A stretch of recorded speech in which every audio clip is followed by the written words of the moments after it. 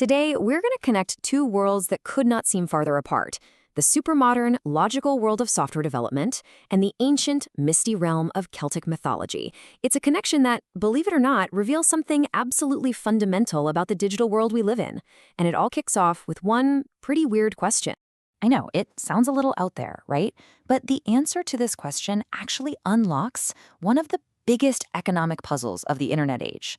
And that is, how can open source software, the very engine running so much of the internet and the apps on your phone, how can it be so complex, so valuable, and yet be given away for free? Well, the key, it turns out, is hiding in a very, very old story. So, to get to the bottom of this, we've got to go back to 1999.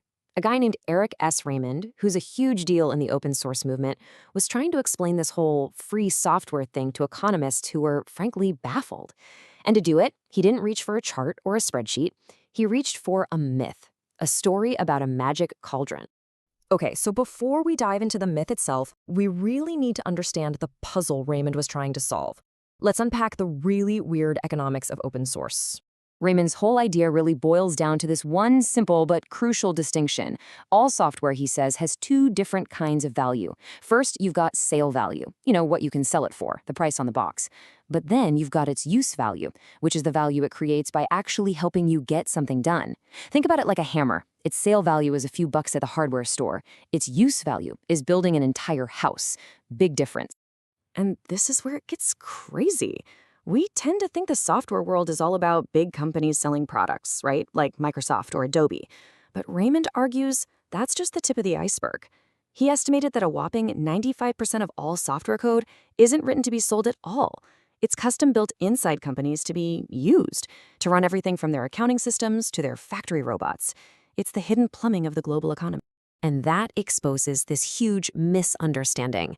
For a long time, the industry ran on what you could call a factory model. You build it, you sell it, you're done. Support and updates are just annoying costs. But the reality, especially for that hidden 95%, is a service model. The real money isn't in the initial code. It's in the constant service, the support, the updates that keep the thing running and useful year after year. So here's the big insight. Open source didn't invent some new kind of value. No, it just ripped the mask off the factory model. By making the code's sale value literally zero, it forces everybody to focus on where the real sustainable value has always been, in its use and in the services that support. And that brings us back to our myth.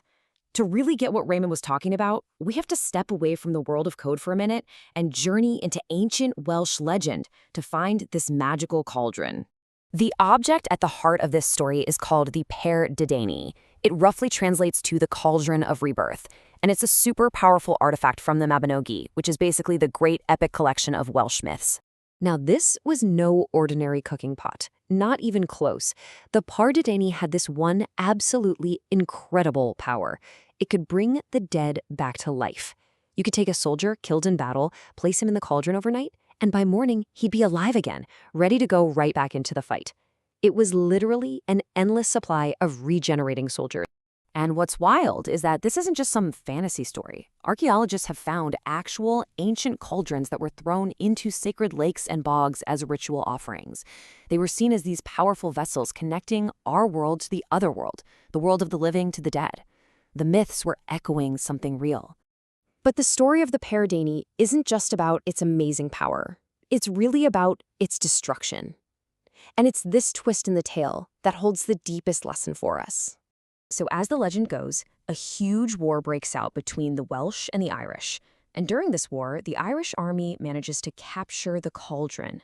They immediately turn its magic to their own advantage, resurrecting their fallen troops and becoming pretty much an unstoppable army. So seeing his side facing total annihilation, a Welsh warrior named Efnisien comes up with this incredibly desperate, almost crazy plan. He hides himself among the bodies of the dead, pretending to be a corpse, and lets himself get thrown into the cauldron along with the enemy soldiers. Once he's inside, he stretches out his arms and legs with all of his might, and literally breaks the magical cauldron into 4 pieces from the inside out. The cauldron is shattered, its magic is gone forever. But Efnisien dies doing it. He sacrifices himself to stop the cauldron's power from being owned and controlled by just one side. Okay, so a hero destroys the source of infinite power to stop it from being misused. How in the world does that connect back to software? Well, this is where Raymond's metaphor just clicks, and it's brilliant. Let's just map it out. The Cauldron's magic, its power to endlessly regenerate warriors, that's the power of an open source project to constantly get better and better through community bug fixes and new features. The threat of one army capturing it, well, that's just like a single company trying to take that code, close it off, and sell it as their own private product. And Offensian sacrifice, that's the core principle of open source, giving your work to the community to make sure the value stays with everyone, not locked down by one person. But let's go one level deeper, because it's not just about an endless supply of stuff. The real magic of the Cauldron and of open source is regeneration. It takes something that's dead, a bug in the code, a security flaw, and it brings it back to life, better and stronger than before. Raymond has this brilliant term for it. He calls it a reversed commons. You know the tragedy of the commons, right? Where if everyone uses a shared pasture, the grass gets eaten up and it becomes worthless?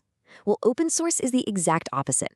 The more people that use the software, the more bugs get found, the more improvements get suggested, and the more valuable that shared pasture becomes for everybody. And that brings us to the ultimate point of the entire myth.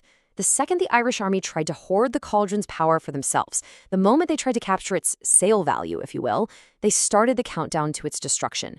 The magic only works when it benefits the entire community. The moment you try to lock it down and sell it, you shatter the very thing that made it so valuable in the first place.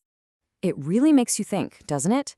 The answer to a totally modern economic puzzle wasn't in some business textbook. It was waiting in a 1,000-year-old myth.